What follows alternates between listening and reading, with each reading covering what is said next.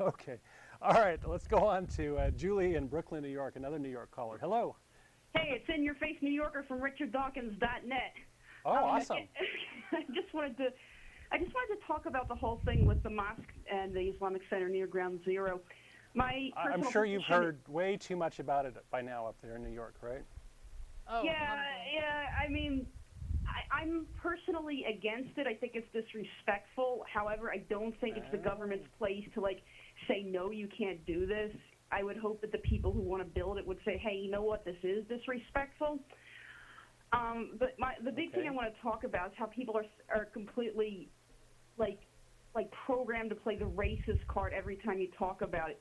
For example, I was debating with somebody online, and even though I said, look, I would be against somebody building a church next to a bombed abortion clinic, I would actually think a better idea would be to build an Arab cultural center because, if you really want to tackle racism, we need to separate the whole thing that, Arabs are automatically Muslims. Like when there was that blackout in New York City in 2003, this one person in my neighborhood thought it was a terrorist attack, and she's like, oh, those fucking Arabs shouldn't be living here. I was really upset about that. It's so, again, I was debating this person online, despite, telling her, and this was somebody I used to work at a summer camp with, despite telling her, what I felt about, a church next to an abortion clinic and how I felt about, how I think an Arab cultural center would be a better idea. She kept coming back to, you don't have your consciousness raised, it's brown people and blah, blah, blah, and you have these biases. And no matter what, it was like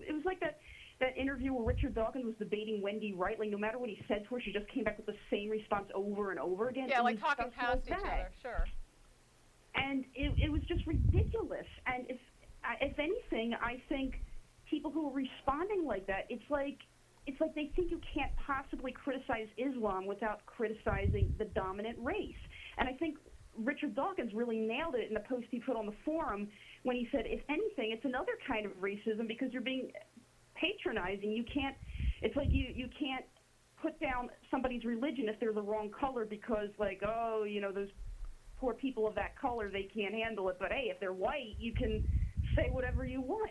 Well, there is a little bit of that going on with Judaism, where you can't criticize maybe the U.S. foreign policy with respect to Israel, which is a little bit weird.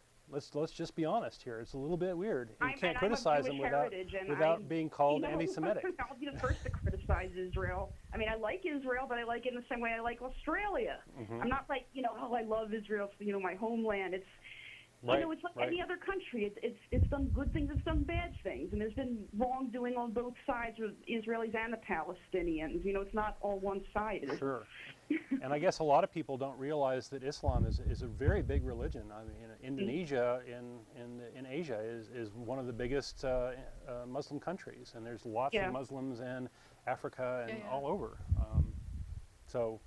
Yeah, there's a lot of diversity there that we're not sort of admitting to. Well, and I think it is a little bit sad because I think what muddies the waters is that a lot of times people who are racist glom on to things like this, and they do bring race into it. And it's an unfortunate thing because you can't have a higher level of dialogue when you have an idiot that keeps bringing it down to some weird, to either a racist or a violent level, and you're going, we're trying to talk about this here. Well, there's this whole xenophobic idea in our culture right now.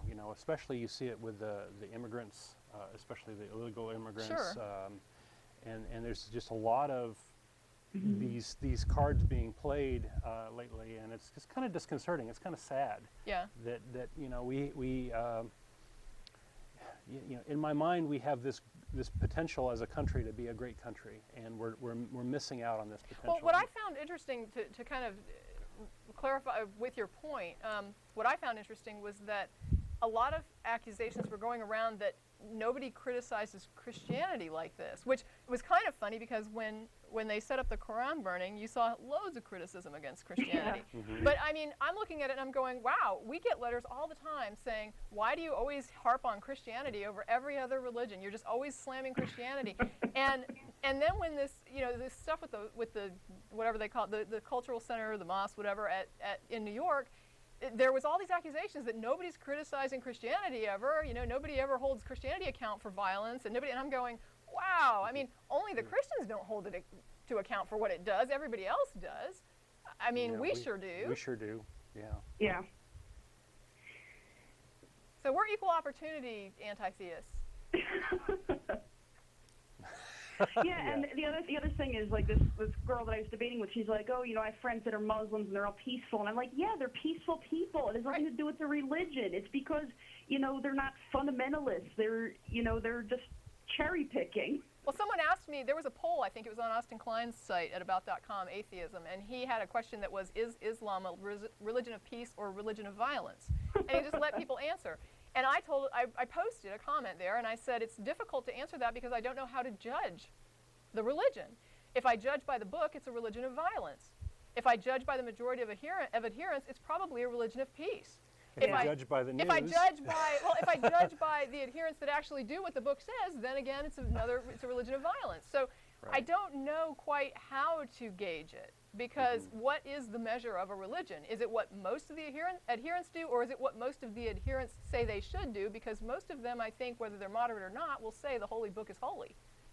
Yeah, well, I think what it comes down to is what the book says, and it's like, me too. If this is what the Lord your God is saying, then who are you to change it? I mean, in some weird way, I have more respect for the fundamentalists. The Bible has a lot of that stuff in there too. And I hold Christians to account for that. And the problem is, if you're not going to say that it's wrong, then as far as I'm concerned, you agree with it. Mm-hmm. Yeah. Yeah, and it's like when Richard Dawkins says, "What is the penalty for apostasy?" What do you tell? And they just keep dodging the question. It's beautiful. That's a beautiful video. Yeah. Okay. Yeah. All right, Julie, anything else? I believe that's it. Okay. All right. Well, thank you Thank for you your very call. much for your call. Bye.